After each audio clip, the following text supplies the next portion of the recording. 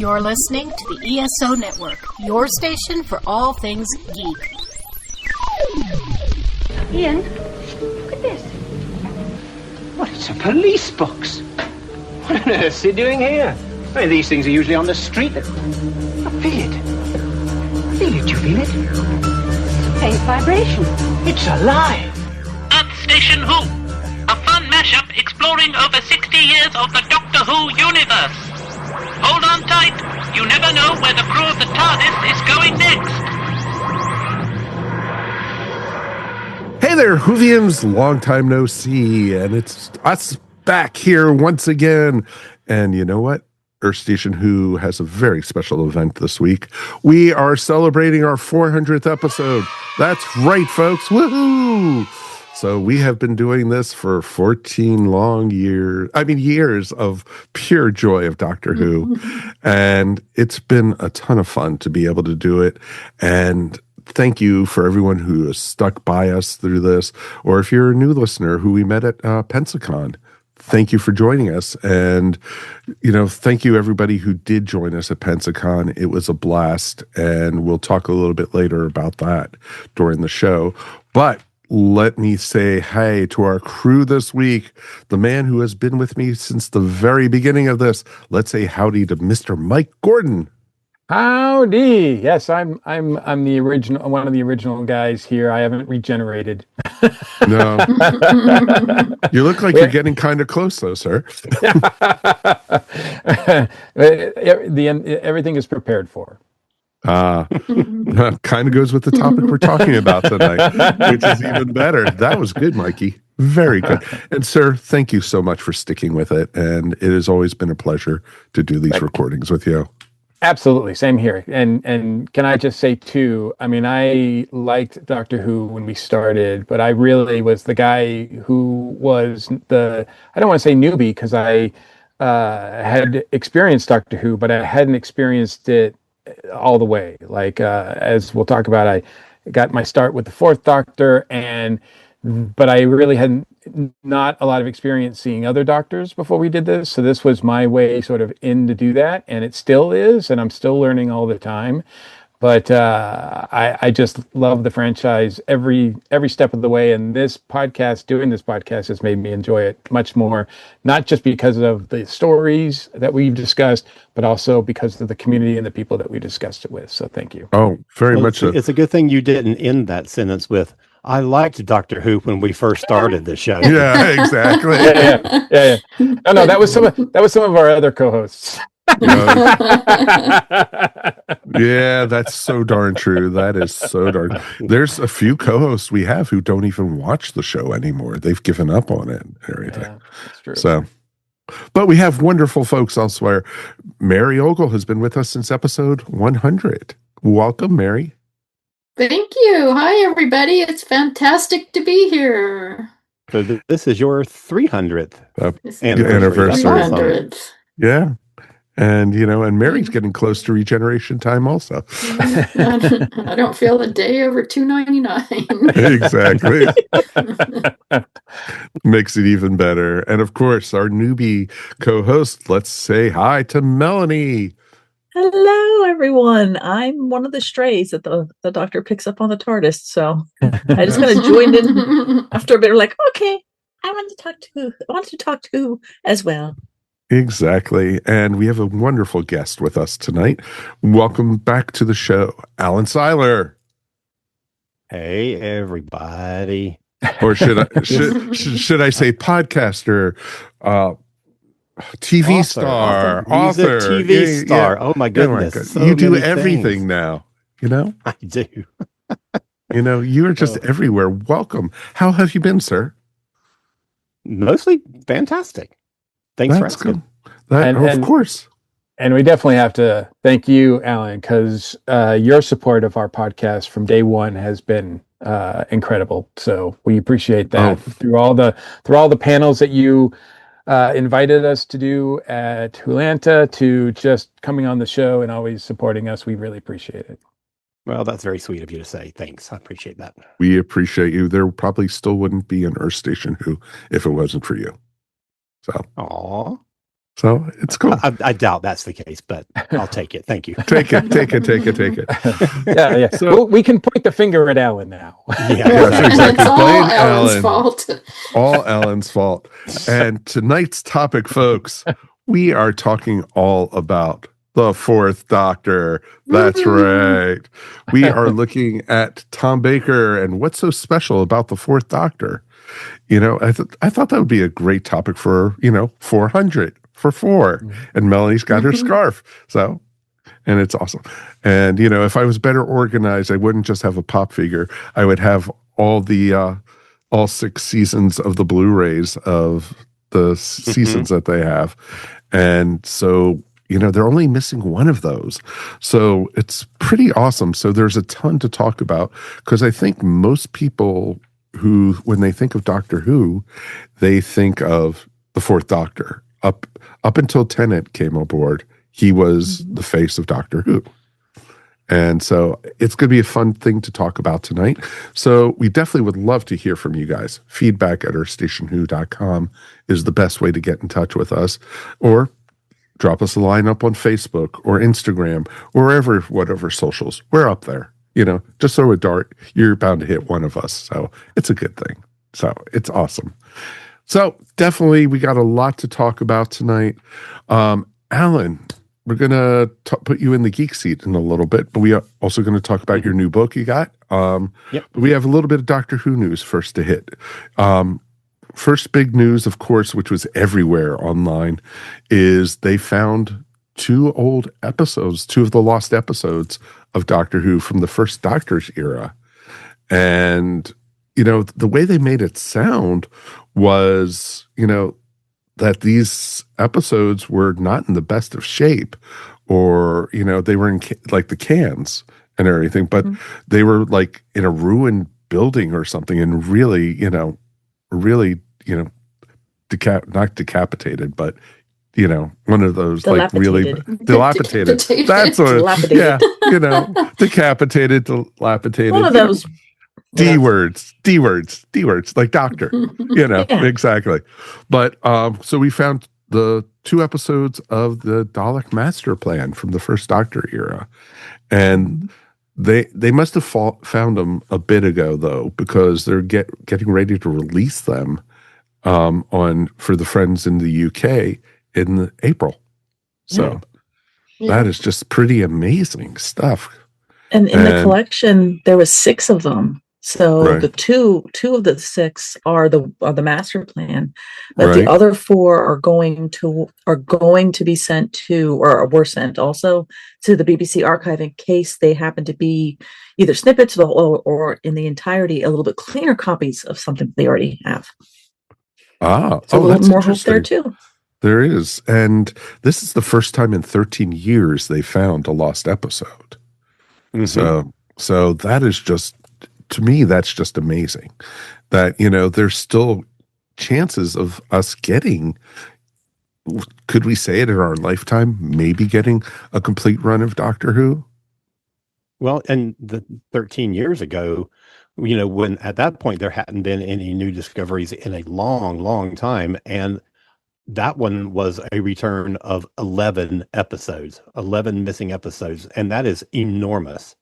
Right. So even though this is 13 years later and it's only 2 episodes, it still means that there are things to be found.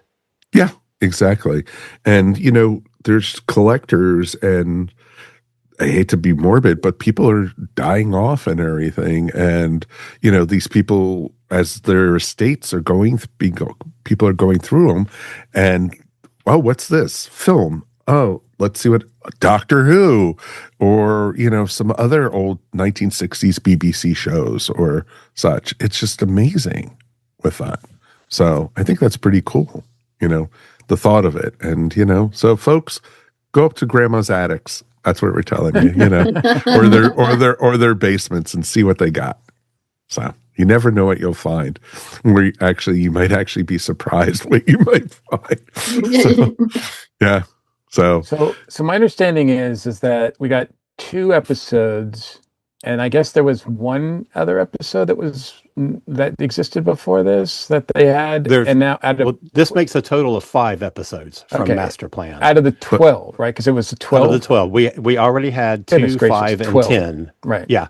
So this makes 1, 2, and 3 as a complete run. Gotcha. Right. Still don't have episode 4, and then we have 5. So the first half of the story is pretty well accounted for at this point. Gotcha. Right. That's pretty cool. Alan, do you know if they have the audio of it, of like any of the episodes? Oh, yeah. Or anything? Yeah. It says, on the article I saw, it said that all the audio recordings exist for all the episodes. Yeah, for everything. Because I think it was released as an audio book. It was, yeah. So it would be kind of cool if they would be possible, if they could do the animation maybe for the missing episodes still or something. I mean, if they need to, sure. That would be great, but they've said what a difficult job it would be. This one and the Highlanders are the two that they don't feel would be easily animated, because this one, for the Highlanders, all the characters wear tartan patterns, and that's incredibly hard to animate. This one, every couple of episodes, you're changing locations, you're adding new characters, so it's not like one like collection of set pieces that they're designing and it stays the same for the whole series. They have to do new sets, new characters, everything for every like couple of episodes. So it's a lot to do. No, that totally makes sense. The thing that excites me about this story in particular, though, it's one of the few, because I don't know if I've actually seen an episode with Sarah Kingdom as a companion, and I love Jean Marsh, and so I'm kind of looking forward to seeing that. Plus, I understand this is the debut of Nicholas Courtney in Doctor Who, even though he's not playing the Brigadier. Correct. That's right. A mustacheless Nicholas Courtney. Mustacheless, yes. So those both are pretty exciting things to the franchise. So. Mm-hmm. That would be awesome if we could finally get all of that. So fingers crossed. You know what? It's cool to see. And if we get a chance to be able to see the episodes that were found, why not? I'll watch the first 3, and that'll just whet my appetite for, everything.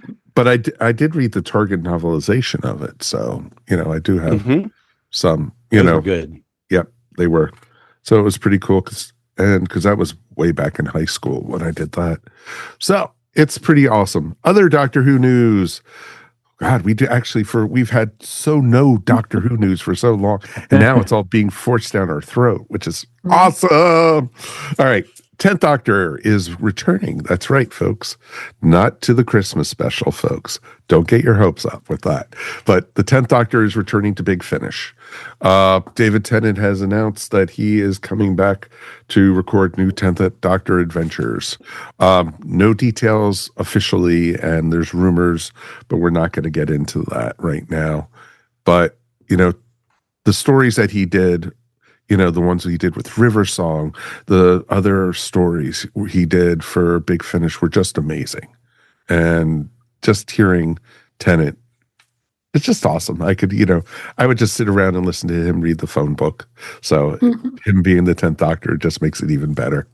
According to Big Finish, it's 15 new stories, 12 of which are going to be released bi-monthly starting next year. And then the other 3 are a brand new box set in which the 10th Doctor will team up with another Doctor.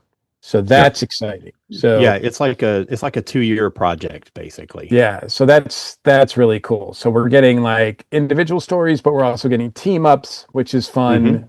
They handle that usually pretty well with Big Finish. So that's really cool. At first I was like, really, we're going to go back to 10? I mean, I was kind of surprised that we weren't going to get like with David some adventures of 14, but I guess the jury's still out on what could happen with the 14th Doctor. So I guess maybe they don't have maybe the license to do that. Yeah, I bet they don't have the rights to do that. I would imagine not. Maybe you could team up the 10th with the 14th.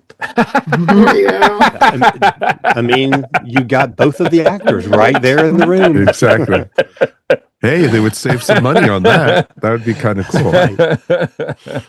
That would be cool. So so look at that for that probably in 2027. So it should be awesome to be able to see Other Doctor Who news. Still no news here in the United States or around the world, actually, outside of the UK, about the war between the land and the sea. Wah, wah, wah. Boo. Yeah, exactly. We talked about that a little bit when we were at Pensacon. So, and people were asking, do we ever think we'll see it? And fingers crossed. Fingers crossed. Who knows? So we'll wait and see. And, knowing Disney or knowing our luck, they'll probably announce it right after we hit stop on recording tonight. So, you keep saying that, hoping it's going to be true. But yeah, of course. Yeah, I wish they would. Hey, I was a little Jewish boy growing up. I always hoped Santa would come, and I would say it all the time before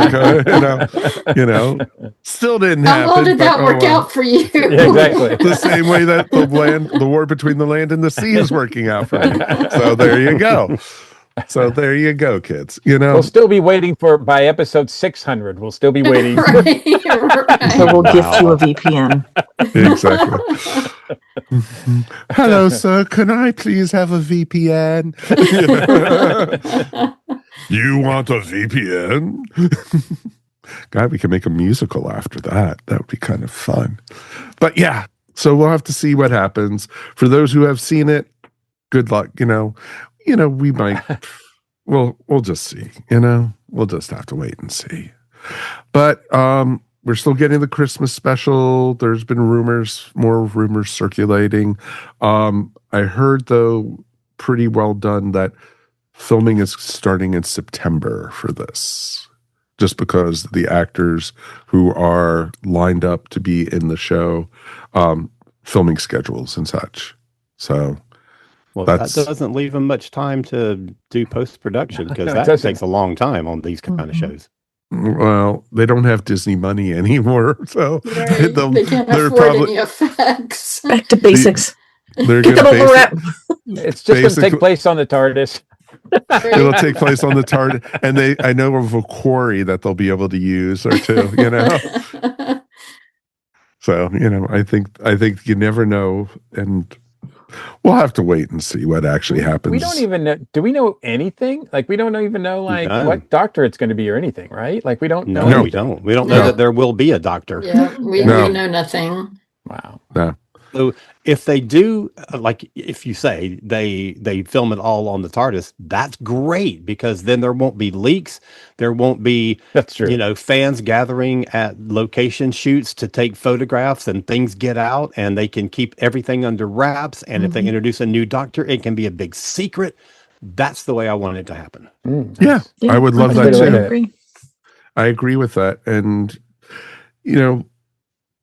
like we talked about recently, that is RTD going to even be the showrunner after the Christmas special? Yeah, we don't know. We don't know who's going to be the new showrunner. We don't know that there's going to be anything following this for a while. Right. Are we about to go into the wilderness years again? But yeah, we don't know, and kind of crummy with that. Happy joy, folks. But yeah. That's all right. There's 60 plus years of older stuff to talk about on podcasts. We don't. Oh yeah, we don't need new episodes. It's funny. Yeah, we should do a Doctor Who podcast or something. It'd be great. Right. We've done 400 episodes, but we have not done we haven't finished the series. We've barely scratched the surface on Big Finish and other extended universe stuff. So yeah, we're good with it. We're never going to run out of material. Never. We're never going to get to Trial of the Time Lord. That's right. Well, when you do, have me on. Yeah, I think we can make that happen. We can make that happen. Yes, we definitely can. Certain Torchwood episodes to still be on the TBA. Yes. Or TBD. Right. We're just going to keep pushing that one off. Yeah, well, exactly. Life's so damn depressing as it is right now. Really? And that final year is going to be not a great year for us. We're going to, K9 and Company. Oh no, it gets worse when we do the Australian K9 show. That makes it even worse. Oh God. Please shoot me now. Oh, but yes, we will see. We will see. But on some good news, though, they've announced a new head of BBC. His name is Matt Britton, and he is a former Google exec. And yes, it is actually. And the big news with that is he is a huge Doctor Who fan. He was a Whovian as a kid, and he's been, ever since. And he's excited for the future of Doctor Who. He's even come out and said that. And so it's pretty awesome. So I'll be very curious to see, what that does. Is his willingness, if he's going to work with a streaming partner or what, how they're going to redo it. And we'll be very curious to see. And, I think, I have some opinions, so I might have to drop him a line on my Google Messenger or something, There you go. Yeah, so. Okay. So it'll be interesting to see. I'd love to talk to you. Oh, yeah. Another Doctor Who podcaster. Hey, Matt, we have a Doctor Who podcast. Why don't you come on it? Exactly. Who was your first Doctor? We'll put you in the geek seat. Yeah. Hey, wait a minute. Speaking of that, we might as well jump into that. Get away with the news. Segue. I like how you did that, Alan. Oh, thank you. Hey, Alan. So we're going to put you in the geek seat in a little bit, but I would love you to talk about the new project you've got going on, my friend. Okay, sure. I have a two-volume set that just came out. 2 books that are called Time Flight, 65 Years of Doctor Who History.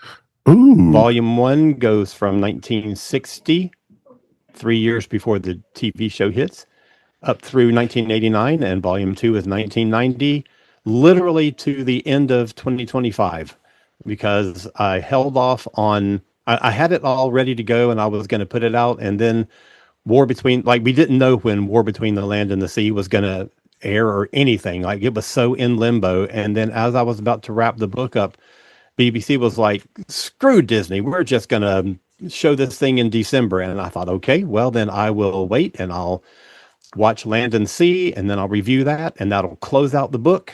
And so here it is out in the world.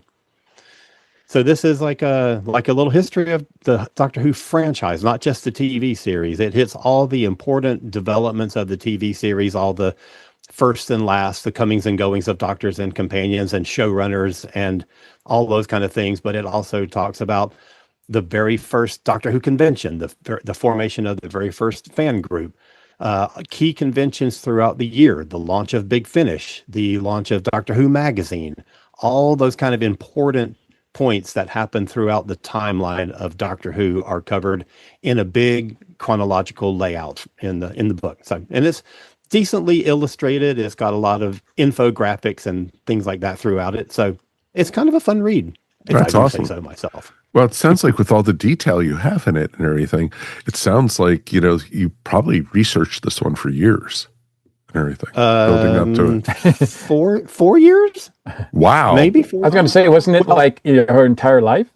Yeah.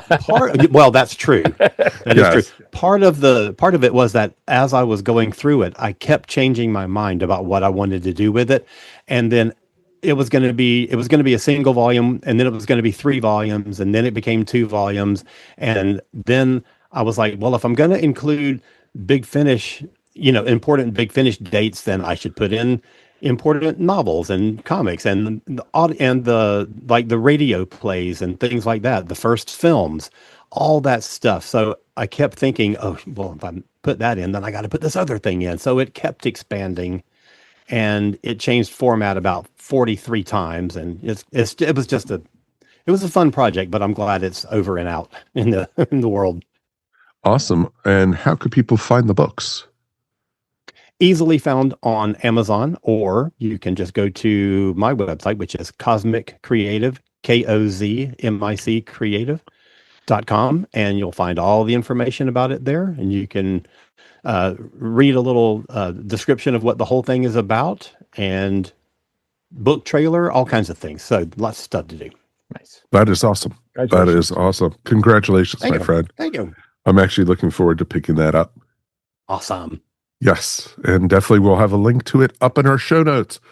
But the true meaning for you to be here, of course, we joked about it earlier, but you're going into the Whovian geek seat, my friend. Excellent. Which is no joke. It is no joke. I've been standing all day, so finally I get to a seat to sit in. Exactly. We'll just strap you down, and it'll be good. So, all right, Alan, your first Whovian geek seat question is: who was your first doctor? My first doctor was the first 5 of them, because the first Doctor Who I ever saw was the original broadcast of the 5 Doctors on November 23rd, 1983. How did you find it? Just by it was chance? Confusing as heck. But I was still is. And it still is. But I was really, I mean, just captivated by it, obviously. Right. And, that really kind of that changed everything for me. Like, that became my new obsession. It was, I went out and started buying books and magazines so I could figure out, because when you come in on something on its 20th anniversary, and it was a show that really referenced its own past very heavily in lots of different ways, I was like, I have got to learn about all this stuff. So I just started reading and watching as PBS reran older episodes. So they were in the middle of their Tom Baker run, coincidentally for our show tonight, when the 5 Doctors aired. So the following Saturday, they went right back to their regular schedule, which was the Mask of Mandragora. So that was my second Doctor Who story I ever saw. Oh, very cool. That is awesome. So, yeah, it's interesting. So it gets into what we'll talk about later, us mostly with Tom. So which doctor would you want to travel with? I love them all. I don't know. It'd be hard to pick. So any of them. Seriously, I would take any of them. All good chaps. Maybe not Pertwee, because he could be kind of rude sometimes. But yeah, and you could almost get strangled by the 6th Doctor. And yeah. So true. And then set up to something bad from the 7th Doctor, and it just keeps up. Yeah, good point. So, good point. Yeah, okay. What doctor would you not want to travel with? Or did you just answer that one? No, none of them. I would take any of them. Okay. Yeah. Fair. Yeah. Not a very interesting answer, but it's the truth. Hey, it's the truth. That's what we want on it. What geeks you out the most about Doctor Who?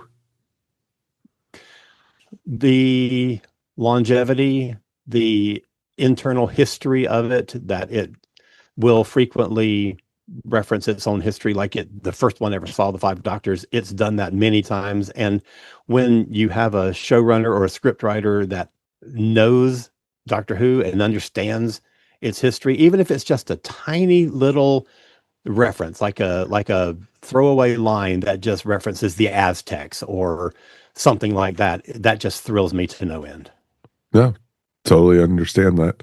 What turns your geek off about Doctor Who? When the franchise isn't treated the way it should be. Okay.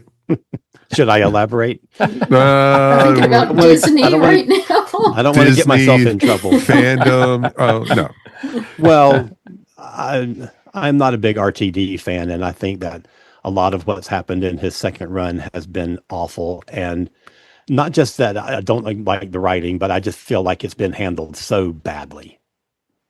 No. And that might not just be him. That there's a lot of factors involved, but I just think Doctor Who is in kind of a low place right now because of the way that the last few years have gone. No, makes total sense, actually.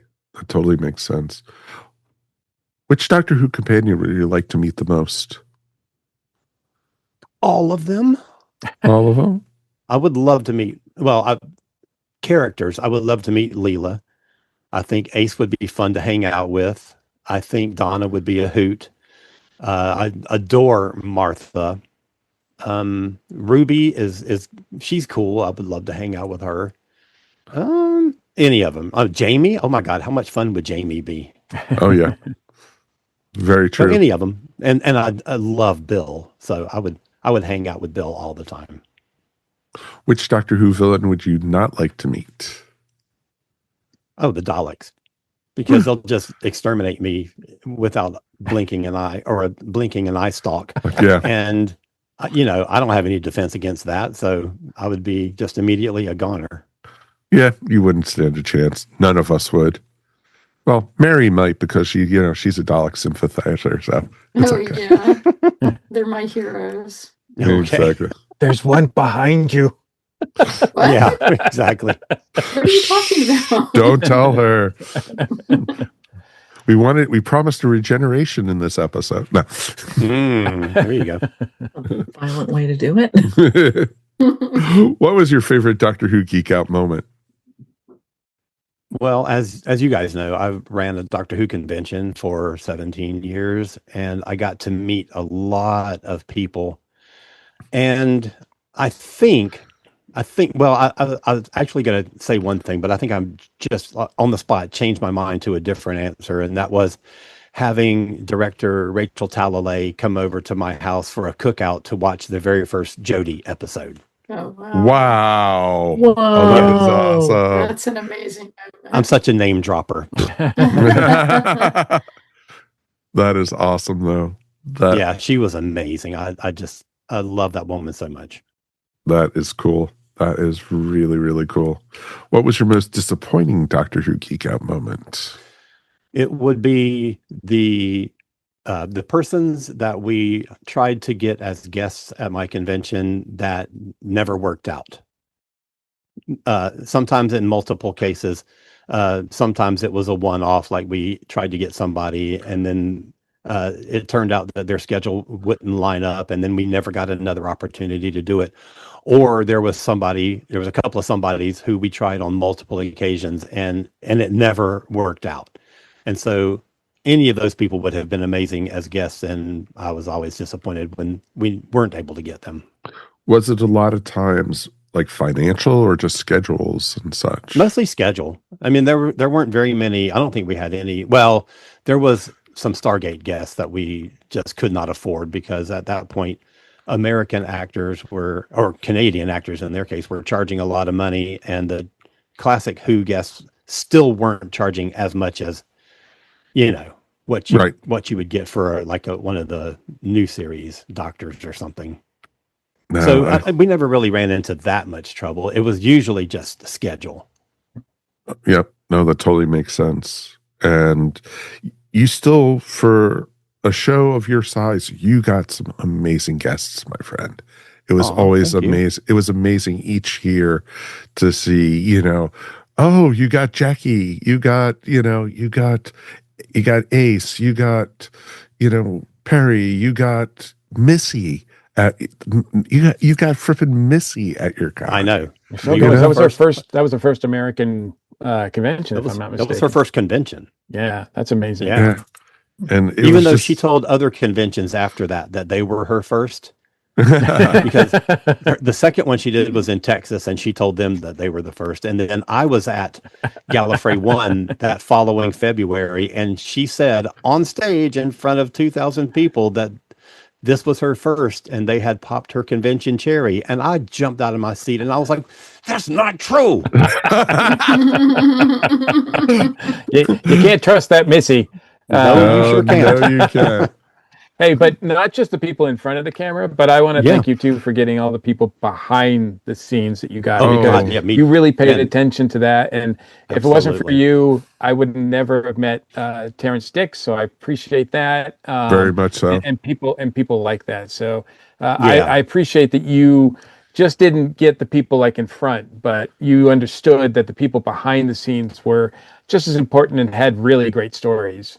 Oh, absolutely. Oh, yeah. I love those folks. Oh, you got Andrew Cartmel, you got, Terrence Dix, you got so many folks from Big Finish. It was just amazing, sir.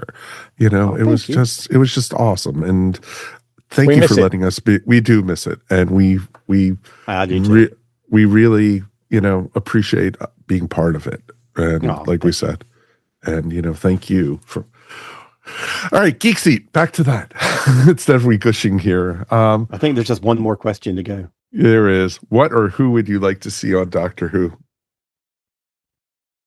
Oscar the Grouch. That would be awesome. That would be awesome. We'll find out that he is actually the leader of the planet of the Duggadoos. I still have that damn song going through my head. We all do now. Yeah. Alan, I can easily understand why he left that planet. Yeah. Right. Why he's grouchy. Yeah, and why he's That's grouchy. why he's grouchy. Why he's grouchy. He has that song forever in his head. Oh yeah. I would be too. So there you go. And explains the garbage can too. So gotta stop the noise. So it's awesome. And his garbage can is bigger on the inside. So Of course it is. Just like Snoopy's doghouse. Yeah, exactly. So there you go. All right, Alan, I'm very happy to say you have made it through the geek seat. Congratulations, my friend. Thank you. Thank you. This was, you were sweating there at times, I could tell. Yeah. Mike Gordon, please tell the young man what he's won. You have won a lifetime subscription to, Earth Station Who? Yeah, that's a good idea. That'd be good. We give those away for free. I get Earth Station Who, the home game. Yeah, exactly. You get to click that subscribe button. Hint, hint, wink, wink. So, but if I already have, then what do I get? You get Mike Gordon's gratitude for the rest of your life. Hey, I'll take it. Yeah, that's valuable. Yes, it is. There you go. Well, Alan, thank you so much. One more time, how can people find your book? Oh, sure. You search for it on Amazon under my name, R. Alan Siler, or go to my website, cosmiccreative.com. Okay, and we will have a link up to in the show notes, folks, so definitely. Let's take a quick break. We'll be back in a moment, and we will be talking all about the Fourth Doctor, Tom Baker.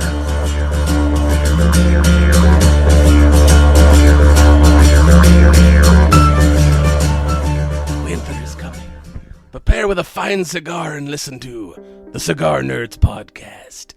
We smoke cigars and talk about movies and all kind of nerdy things. Available at cigarnerdpodcast.com. Also on the ESO network at esonetwork.com.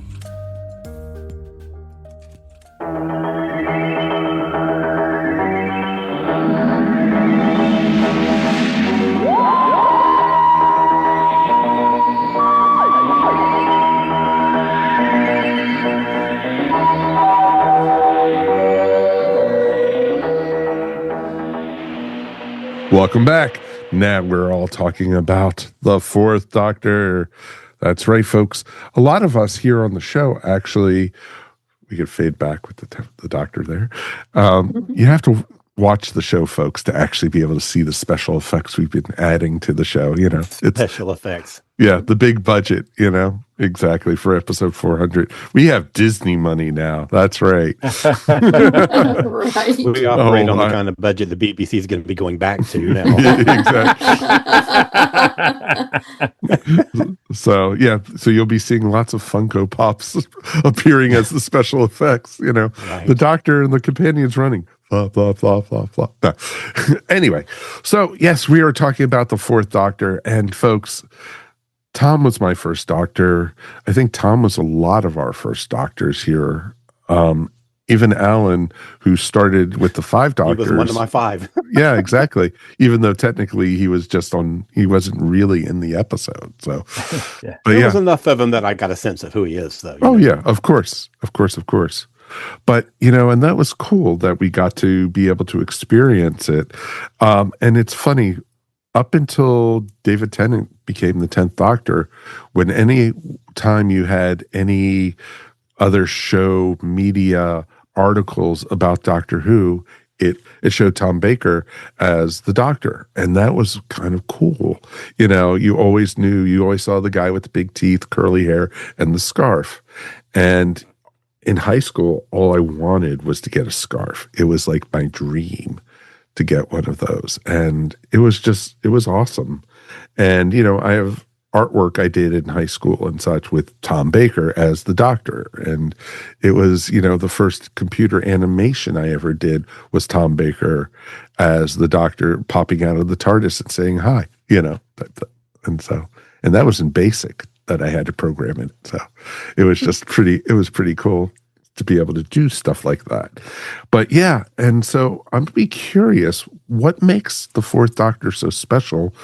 We're going to talk all about that. Let's find out, Mel, since you're the youngest one of us here and everything. And I know she's got the scarf. She's got the scarf, but your first Doctor was not Tom, was it? No, it was Tom. It was.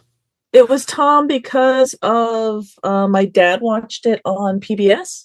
So some of my earliest memories is watching that with my father. So it was Tom, and it was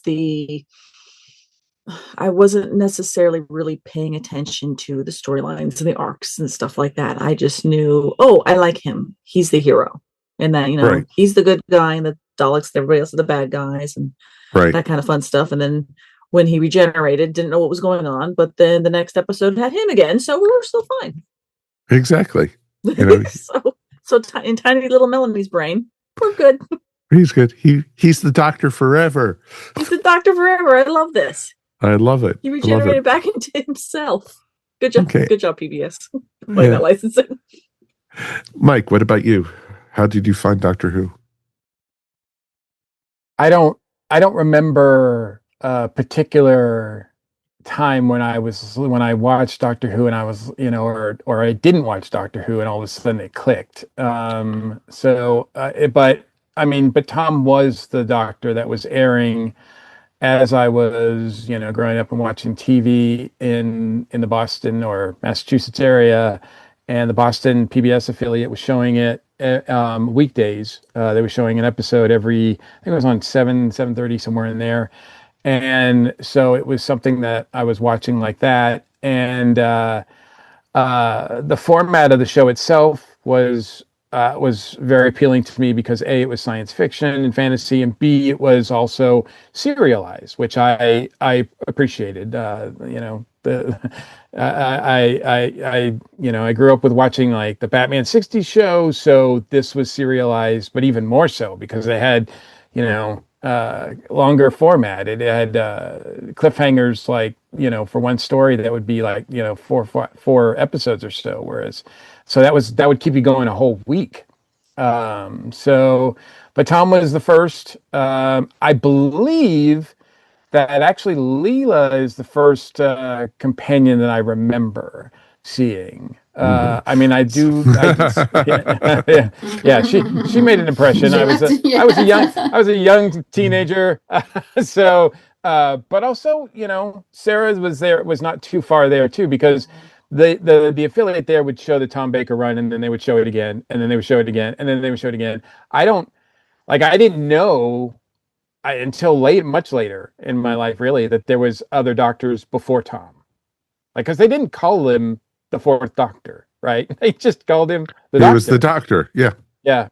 And as much as I love the Fourth Doctor, and as much as I love Tom Baker, and as much as I love everything about this era, and we are celebrating Tom in particular. This is not a preemptive tribute show. This is because it's 400 and it's appropriate to talk about the Fourth Doctor. Also, it just so happens, I guess, as we're recording this is like an anniversary, 45 years since he left. Since he had his last episode on BBC, which I thought was pretty interesting. Yeah, 1981. 1981, that's right. Yeah. Yeah. So, I never, like, when he left, and I did know that there was a new Doctor.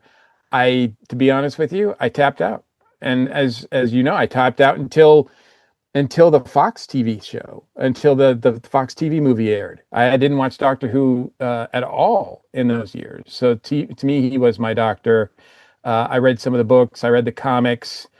I just loved the look and the style. And I think it's because, it's the Fourth Doctor. That era is great. I think Philip Hinchcliffe is one of the best showrunners of all time on the show.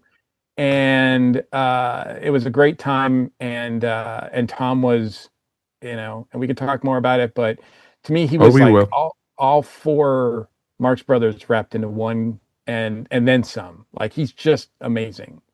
Of course. All right, Mary, what about you? Well, of course, my memories are all tied up with PBS. Oh yeah. And yeah, I mean, I can't think of Tom Baker without thinking of a PBS pledge drive, because that was always like the big centerpiece of any pledge drive, was that they were going to show some episode of Doctor Who and give away a book or something if you donated $70 or whatever. But yeah, there was a long period of my childhood where the Doctor was just Tom Baker, and I didn't even realize there were other doctors, like, Mikey G was saying, that's just who the Doctor was, until eventually they threw in a few Peter Davidson episodes, but he did not have the same impact, that's for sure. I think my first episode that I can remember seeing may have been Ark in Space, but I'm not sure. It all runs together at this point. I feel so old. Like 45 years since he left is amazing. And also amazing that he's still, if you say the Doctor, I mean, even younger people, if you say the Doctor, a lot of them will, think of Tom Baker. They may also think of Tennant, but they're aware of Tom Baker. Mm-hmm. He's just so iconic, and that says a lot about him and what he brought to the character. Sure. Of course, that totally makes sense. And Alan, you had mentioned that the five Doctors. What drew you to Doctor Who? How did you find it, and what made you stay with it? Was it Tom's character?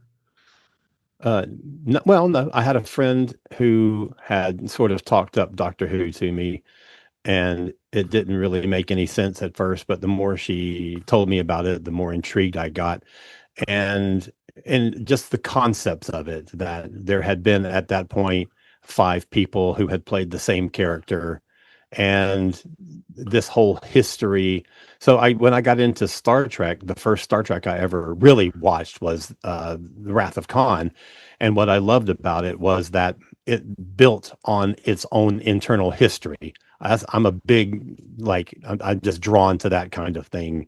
And the Five Doctors did the same thing, where it took 20 years of history and told a new story from that. And I was just captivated by that. And then as I continued to watch, it was just the whole concept of it, the whole concept of you can have a science fiction story one week or a historical story the following week, or anything. It can go anywhere and do whatever. And that was the thing that I enjoyed about it. It wasn't a hospital drama or a courtroom drama where it's the same set pieces every episode. It could do anything, and that's what I was really drawn to, I think, at first. No, it totally makes sense, actually. And that's the cool thing with Doctor Who, that's what drew me in. The first time I saw it, I was like 8 years old, and I was watching it on probably WOR out of New York. And I think, it was just like, there were ninjas, was a little person who was, using lasers out of this eyes, and there was a woman with a knife, and this guy with a long scarf in the blue box, and it was just amazing to be able to see it. But then, coming back to our house in Maryland, we didn't get it for a little bit, and then probably I was like 11 or 12, and PBS started showing it at 11 o'clock at night. Every night, Monday through Friday, and they did the 30-minute chunks, and it was awesome to be able to see. And the first one I got to see, though, during that was Pyramids of Mars, and I was hooked from that point on, and just fell in love with it. And at the time, I felt like I was the only one watching it. I didn't know other people were watching Doctor Who.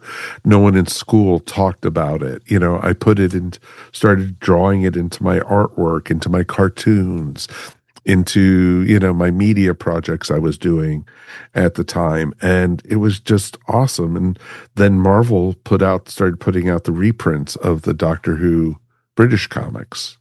And at the back of it, of the first issue, it was like, did you know that there were other actors playing the Doctor? And it was like, oh, I didn't know that, you know. And it was just like, and it was just amazing. And I was hooked ever since. And Tom was my doctor from that point on, just also because, like everyone else was saying, the way PBS showed it, it was, you know, went all the way through the end of Legopolis and then started over with Robot. And it was like,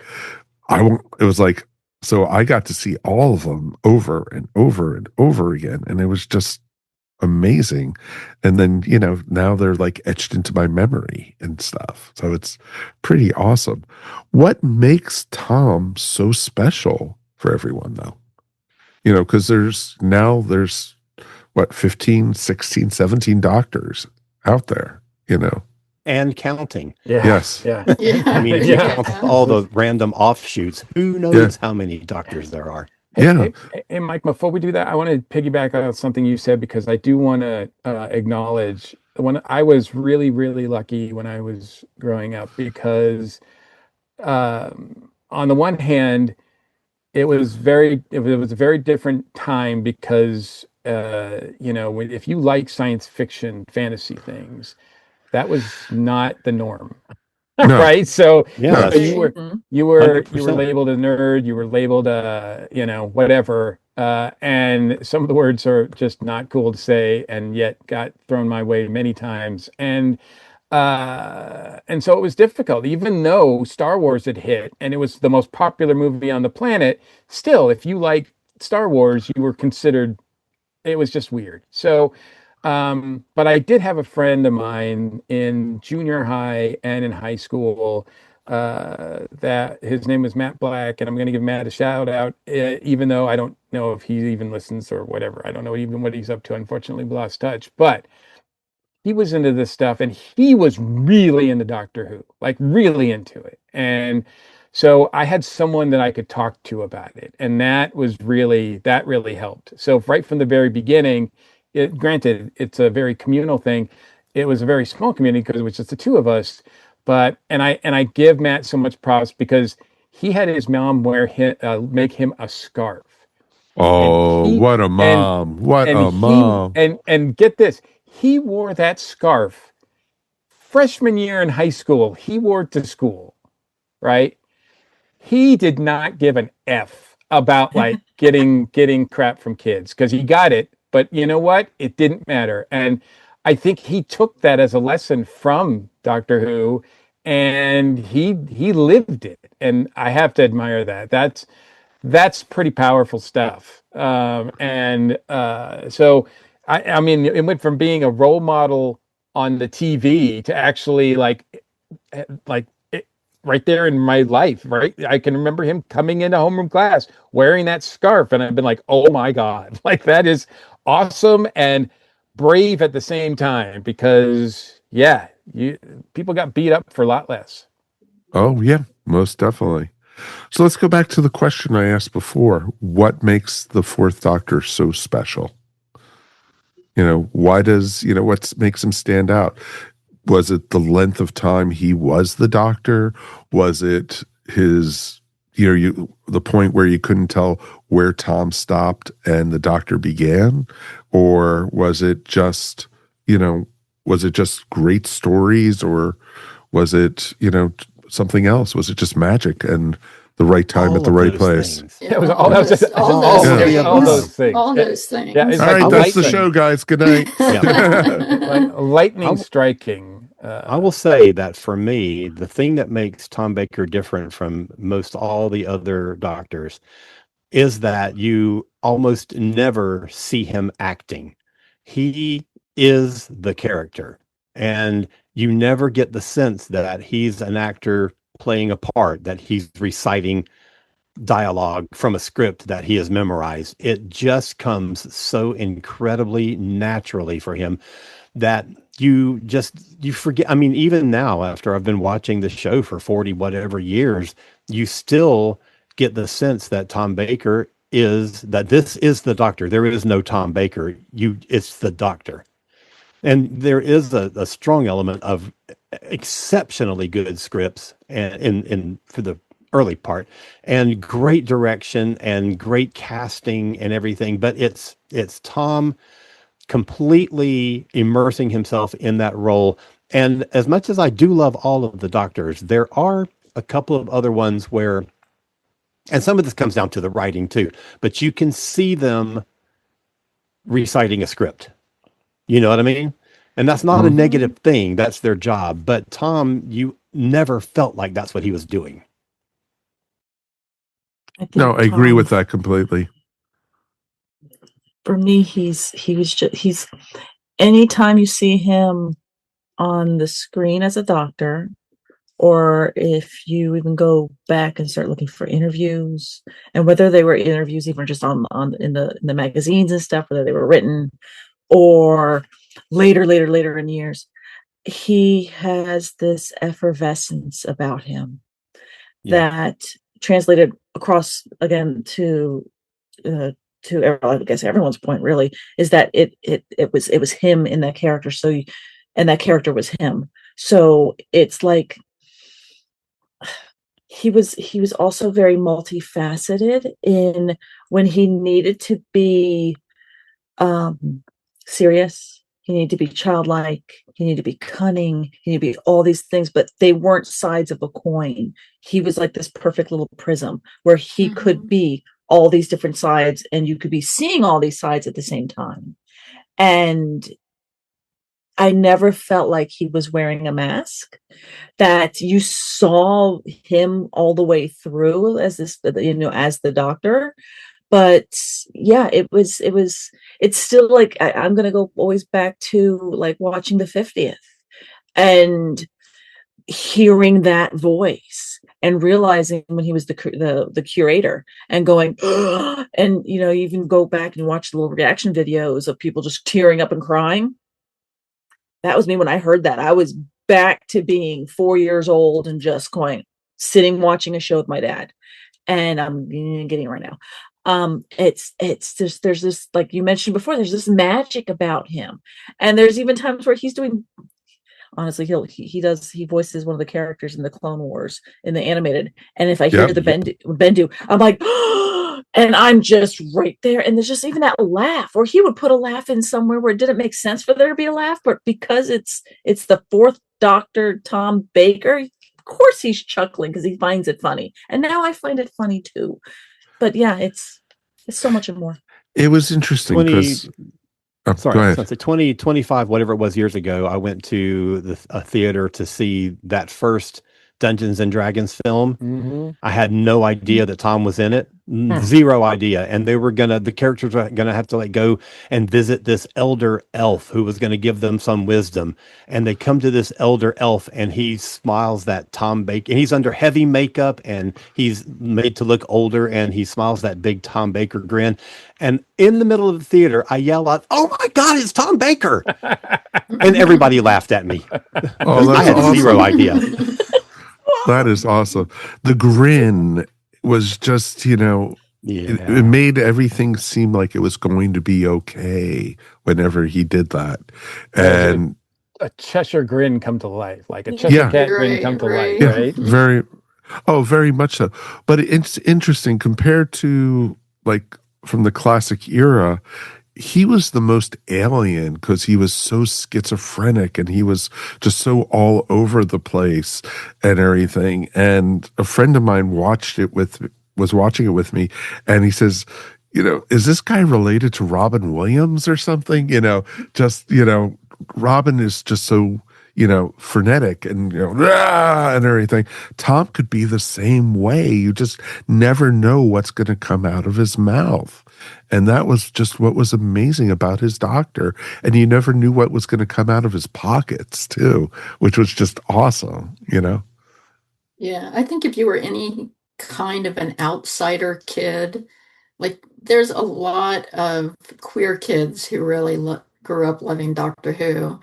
And the reason is it has a lot to do with Tom Baker's performance because he made it seem like it was okay to be yourself, to be quirky, to be not non-conforming, to be and be confident in that and to move through the world in that way and not allow people to judge you.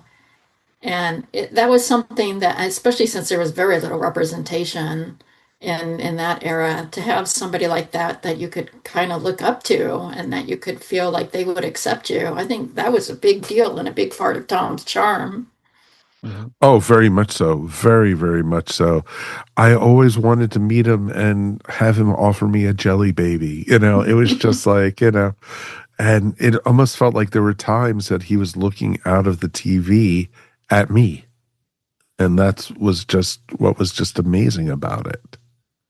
And, growing up that way. Well, he did break the fourth wall a couple of times. So That's true. That's sort true. of Yes, he really did. was. Yeah, and you know what? Sometimes he did it without even having to look at the camera, right? Like like we were in on the joke. Like he was really good about doing that, and including people, including the audience, engaging the audience. I think, and it really reminds me when I was trying to think of, why it works. And granted, sometimes you just don't know. Some people have it like that connection, that instant connection, that it factor, and some people just don't, no matter how good they are acting wise. But it reminded me. So yeah, I'm a big pro wrestling fan, and a lot of the most successful wrestlers have always attributed the fact that they finally, they struggle for a long time doing their thing and trying to find the right character to play to get over with the crowd. And once they hit it, they usually attributed that to the fact that they're embodying a character in the ring in front of crowds that is often just an exaggerated personality of themselves and just an amplified personality. And I think that's exactly what is happening with Tom Baker and the Doctor. I think we're just seeing, that's why you don't see him act, because he's just playing himself, but just amplified and with a sonic screwdriver. I know that there was I think a play that he did shortly after, or maybe it was even in the later years of his run as the Doctor. And he was asked to perform in this play, or he's invited to perform in a play. And I think when they were in rehearsals, the director pulled him aside and it was like, can you play it a little bit less like the Doctor? Like, we're going for something a little bit different here. And Tom's response was like, I don't know how to play it any other way. I don't, this is me. This is me playing these parts, He's not a guy who's going to immerse himself in the role so you can't recognize him. To everybody's point, when he does other things, you instantly go, "My God, that's Tom Baker!" It's just like that booming voice, that big Cheshire grin smile. Like it's just him, and as like a lot of us. I mean, he's a human; he has faults and everything, but for the most part, I think he's a mischievous, fun, not taking himself too seriously guy. And it just comes across as the Doctor, because that's exactly who that incarnation of the Doctor is, which is really amazing since like the three that came before him. I mean, I think the second Doctor comes probably the closest, but not to the level that Tom took it. No, not at all. I agree. And Tom had a lot of big shoes to fill taking over for Pertwee, because Pertwee was really popular.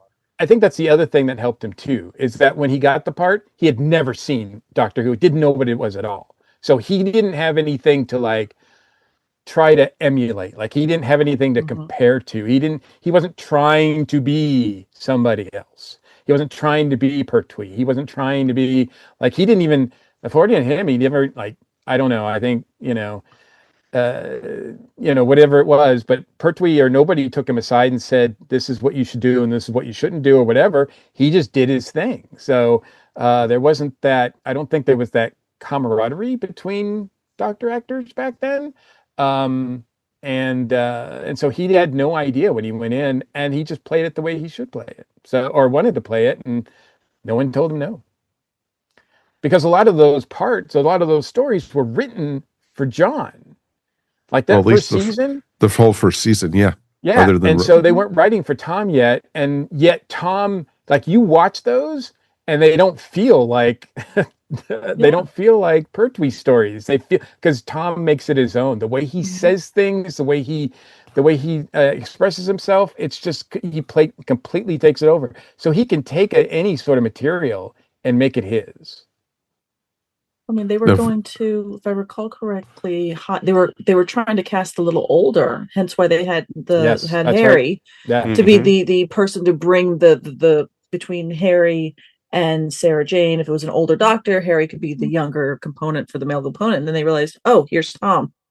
We don't need Harry, which exactly. I still say they had no idea what to get. They didn't know what kind of actor they were going to bring in, so they brought in Ian to, fill that role, like the action part, the guy who's going to be the muscle, kind of like Ian was for early on and everything with the first Doctor. So, but Tom, was a full locomotive and literally, and even when he broke his collarbone,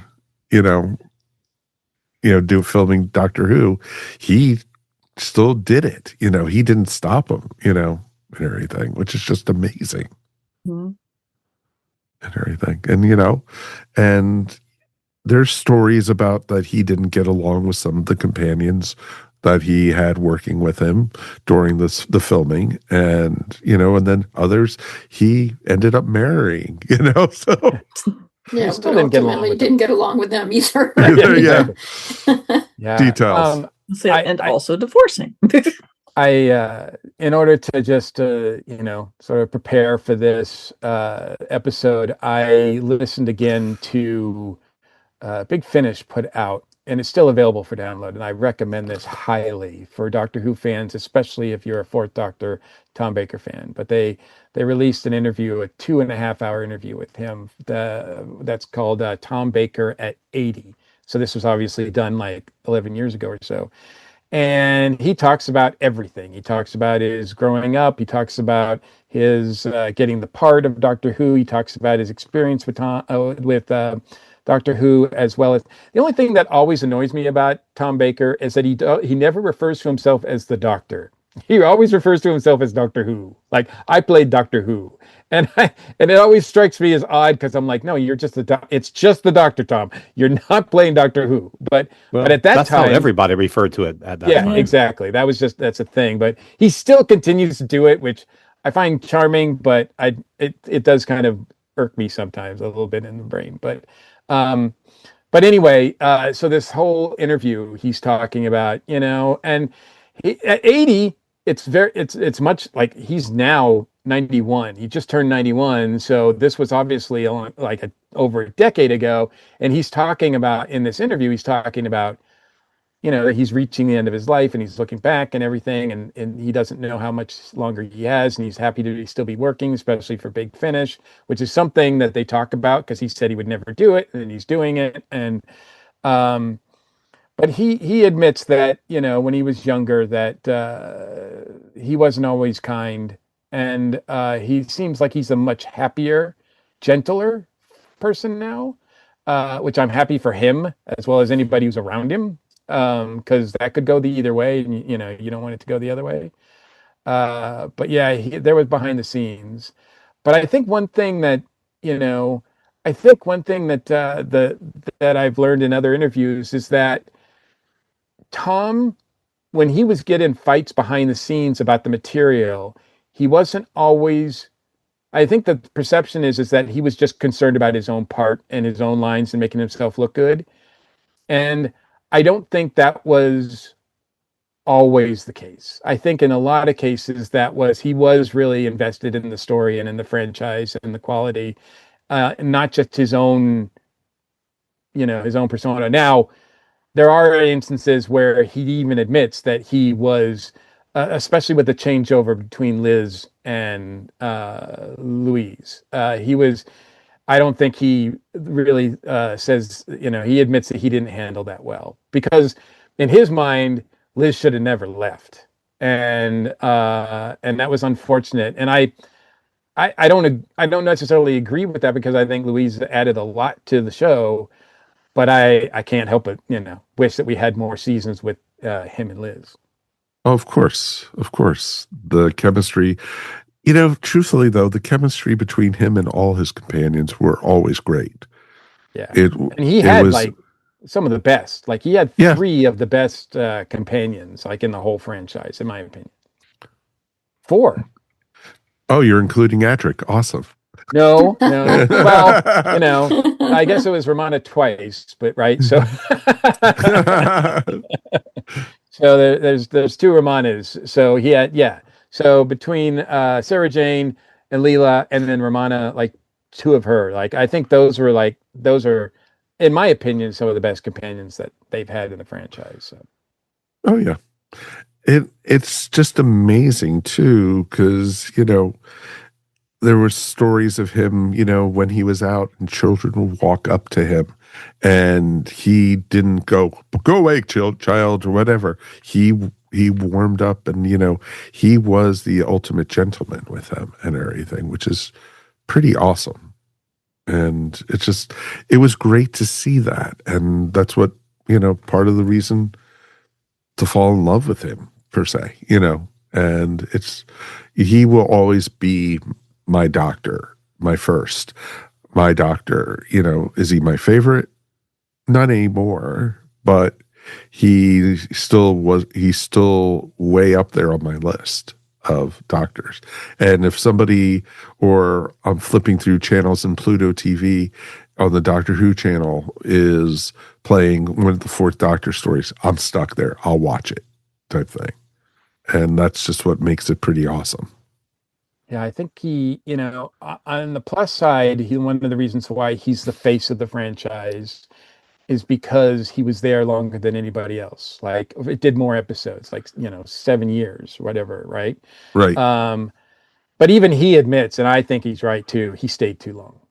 Yeah. He stayed too long. He stayed too long for the franchise, and I think he stayed too long for his own career because it really was difficult for him to find anything after that. I mean, he did, but it was a lot of trial and error, and I don't think he ever obviously I don't think he reached the success with anything else that he did with the Doctor, but no. I remember seeing him on an episode of Remington Steele. Yep. And it was just like, I'm well aware. It was just like, oh my God, it's the Doctor. It's like, and it's just like, and he was a jewel thief in that one, if I remember correctly. So and that's why I think to this day, a lot of the actors who play the Doctor look at Tom's run and be like, I can't do that. And that's why Peter Davis, who came after him, was like, do 3 and you're done. Like, just don't do more than that. Like, right. But, and exactly, it's, typecasting and everything. And I don't think he was ever bitter about it, or at least publicly, he was never bitter about it. But he, he didn't, he did stay probably too long, and ego got in the way and such, and then the new management came in, they kind of forced him out, it seemed like, towards the end. Yeah, he and John Nathan Turner did not get along at all, so that was they butted heads a lot, and at that point you can tell. I mean, when you watch that last season, Tom looks like he's done, like he just it it didn't. It's not a great way. Like when he says that line, it's the end, but the moment has been prepared for. It's like, this is coming. This has been a long time coming, and it's time to go. Alan, did you have any interaction with him ever? No, sadly. I talked to his manager or assistant or whoever, personal assistant, I guess it was, about Because I know that in his later years he was not traveling at all, and certainly not overseas. And I talked about doing a live hookup to have him do a thing at Timegate, and that was one of the times when finances got in the way. I'll say that. Gotcha. So that was a disappointment that we weren't able to get him, but it's okay. Yep. It's crazy. And, Tom, he's still doing Big Finish. He's still playing the Fourth Doctor. And, listening to the audios, there's some age to the voice, but he still has the energy. And it is still wonderful to listen to those if you get a chance, folks. Let's go around real quick. And what storyline would you tell someone who's never watched a Fourth Doctor story before that would be a good one to watch? Let's start with our guest, Alan, for this one. Oh, terrific. Of course. I would say if there's somebody who is a new series fan, I would say what's a character or a villain or something that you love in the new series, and then I would show them a Tom Baker story that correlates with that. If they love Sarah Jane, there's lots to pick from. If they like Sontarans, there's a handful. If they like Daleks, there's 3 to pick from. And so, I would kind of go that route. If they like comedy, I would say City of Death. If they like timey-wimey kind of storylines, I would say City of Death. If they like really clever writing with really snappy dialogue, I would say City of Death. So it might just be City of Death. Well, there you go. But if they like darker things, if they like horror, I'd say Pyramids of Mars. Yes. That's cool. That is cool. Melanie, what about you? So yeah, so Pyramids of Mars would be the one where I would point out if someone wanted to watch Tom Baker for the first time. However, it's not my favorite thing. It's my favorite thing, and oh God, I love Doctor Who's Scratchman, and I know it's a book, but the narration of it is so brilliant, and he breaks the fourth wall also in that, because in the beginning he's like, "Ooh," he's like chapter 4. "Ooh, you're really gonna love this one," and then he goes, and I'm like, "This is so amazing!" And again, it's more Harry, and it's Sarah Jane, and the whole thing is brilliant. But that's like. Yeah, so yeah, I would even though I'm trying to get somebody into it, it's his voice, and just I would force them to listen to an audiobook first. But no, your question, it's period. It would be Pyramids of Mars. Okay. Mary. Well, Pyramids of Mars is the one that I keep going back to, and the one I usually refer people to. But also, I just have a certain love for Curse of Fang Rock. I mean, it's just fun.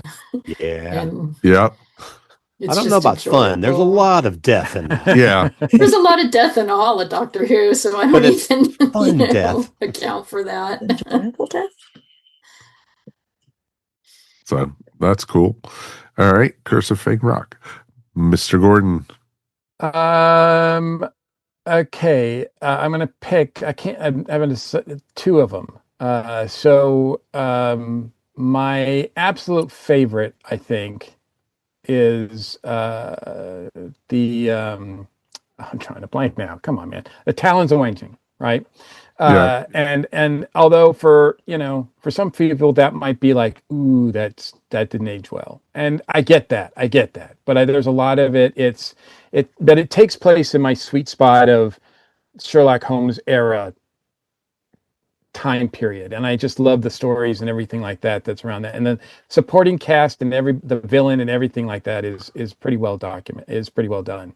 But I will say too, I want to give special attention to the rare instance where we have a doctor without a companion, and that is the Deadly Assassin. So if the plot is all like Gallifreyan nonsense, so the story isn't as strong as in my opinion. But if you just want to see like just Tom like just sort of put the whole thing on his shoulders, I think that's a good one to choose too. No, I agree with that. That was a good one also. A little violent for kids, but it was still... You didn't say we should pick it out for kids. No. Good point. Look, touche. The whole Hinchcliffe era was like not cool for kids. For kids. I ate it up, and I was a kid. Yeah. Well, of course, hiding under the covers, going, what's going on out there? I wasn't hiding. I was right in front of the TV screen, going, "Give me more, give me more." Explains so much. So much. It does. It does. All right, for me, I'm probably going to say Genesis of the Daleks was a great story. It's the origin story we never got for the Daleks, and it was just such a great story. You got the Time Lords, interfering, and you got Davros for the first time, and there's just so much, and I love the cliffhangers in this one. Sarah falling off the rocket, and it's just so much fun. It is a lot of fun. And then my second choice probably would be Pyramids of Mars or City of Death.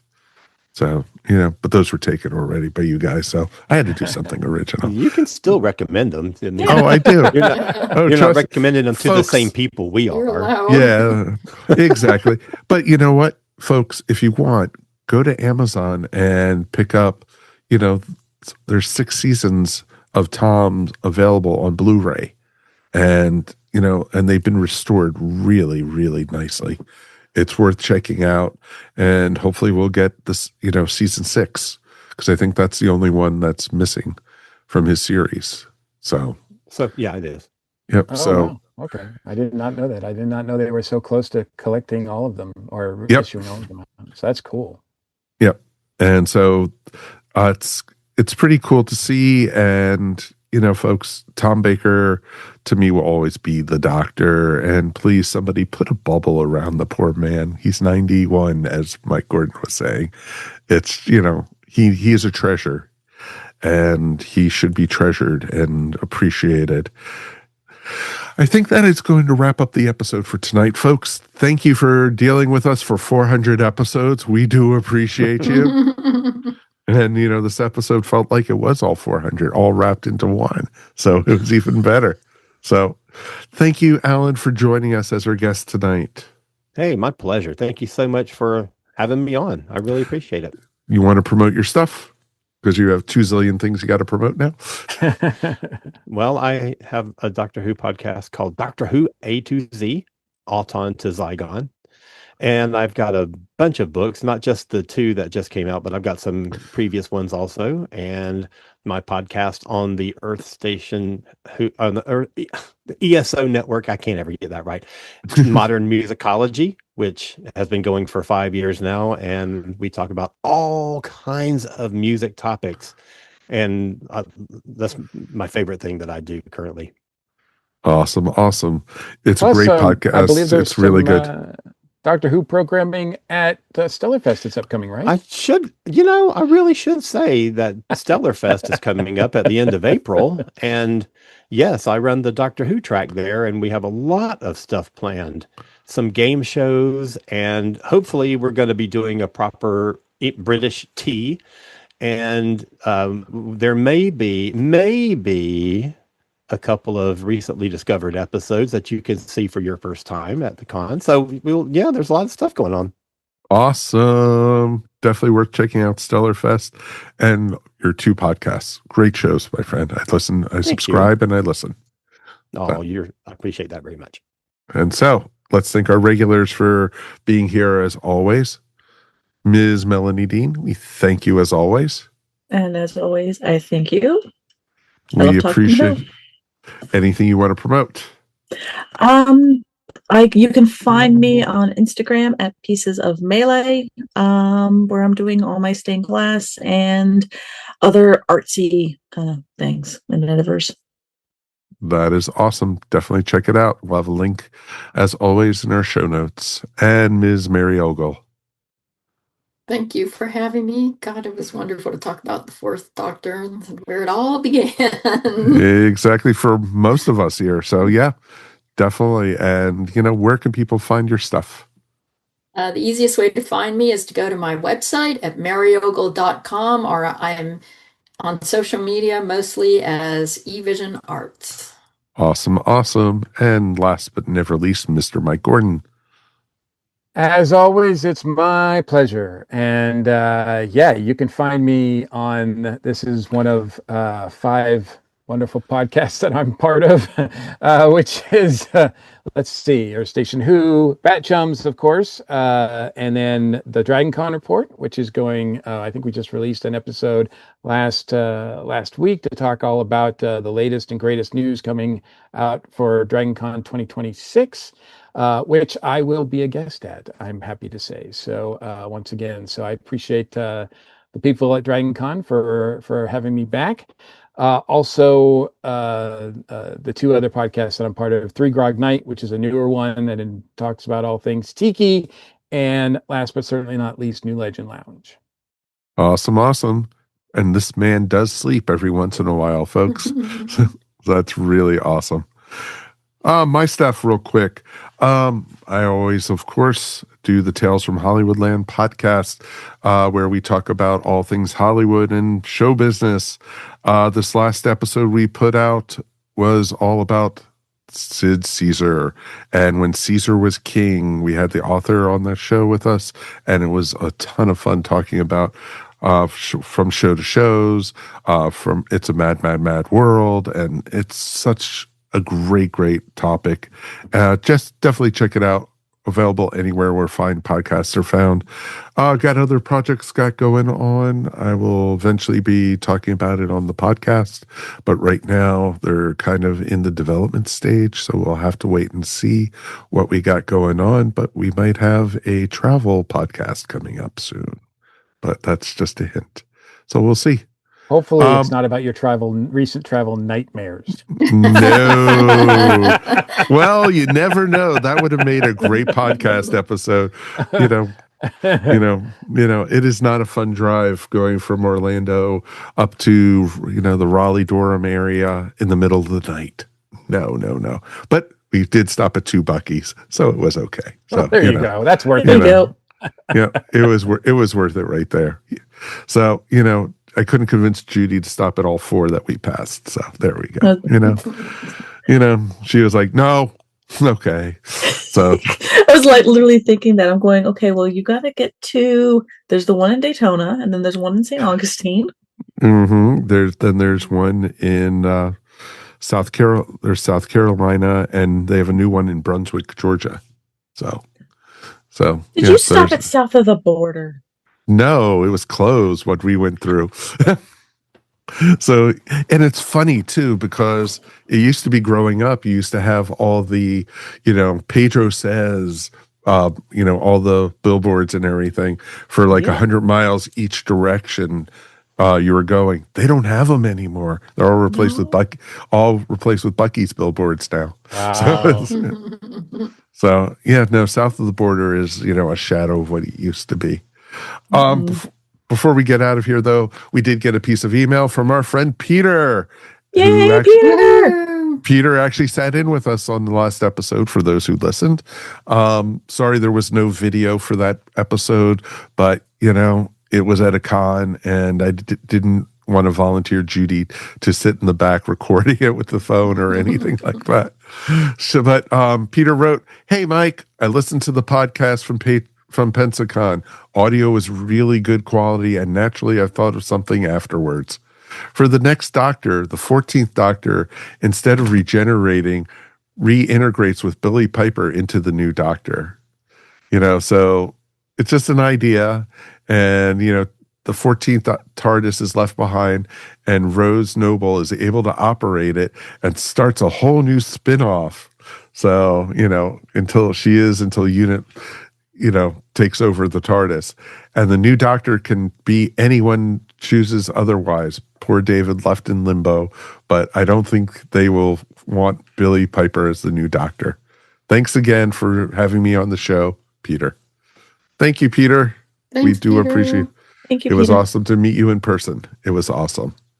So, and that's right, folks. If you become a Patreon member, you too, if you're at one of the cons, you'll probably be pulled up onto the panel also. So definitely check out the ESO Network Patreon. Just go to Patreon, type in ESO Network, or go to the ESO website and click on Patreon. We would, for as little as $1 a month, you could help support us.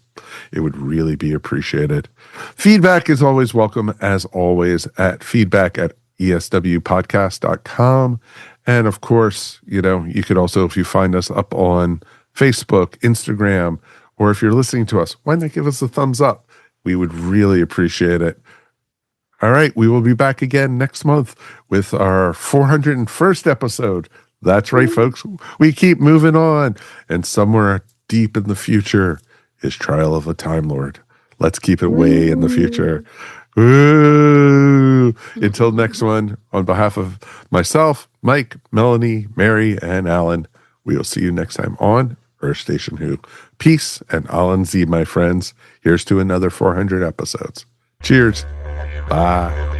You have been listening to Earth Station Who, a pop culture podcast dedicated to all things Doctor Who, featuring talents from throughout space and time. All topics on the show are the sole opinions of the individuals and are to be used for entertainment value alone. You can subscribe to our show wherever fine podcasts are found, or check out our website, earthstationwho.com. Don't forget to check us out on Facebook or Instagram, and if you enjoyed the show, please write to us at feedback@earthstationwho.com. Thank you so much for listening, and we will see you on the next journey of Earth Station Who. This has been a broadcast of the ESO Network.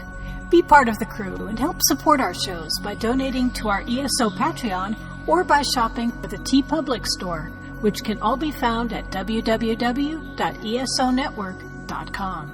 The ESO Network, your station for all things geek.